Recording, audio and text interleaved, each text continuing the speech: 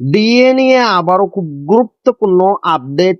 DA নিয়ে সুখবর চলেই এলো রাজ্য সরকারি কর্মচারীদের জন্য বড় আপডেট।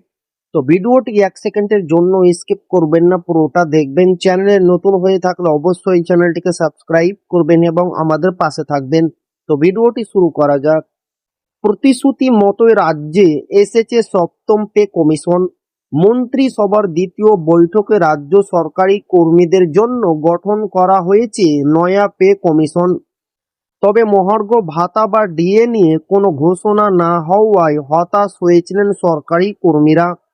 তবে আর বেশি অপেক্ষা নয়, ডিএ সংক্রান্ত যাবতীয় সমস্যা কাটাতে আগামী 30শে মে শনিবার নবান্নে সংগ্রামী যৌথ মঞ্চের প্রতিনিধিদের সঙ্গে গুরুত্বপূর্ণ বৈঠকে বসতে চলেছেন রাজ্যের মুখ্যমন্ত্রী শুভেন্দু অধিকারী।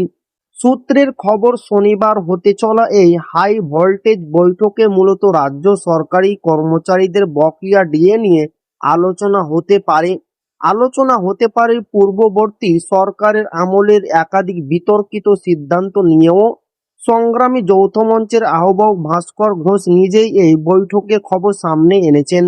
তো এই ছিল ডিএনএ খুব গুরুত্বপূর্ণ আপডেট যা আপনাদের মাঝে শেয়ার করলাম। তো আবারও দেখা হবে ডিএ রিলেটেড খুব গুরুত্বপূর্ণ ভিডিওতে।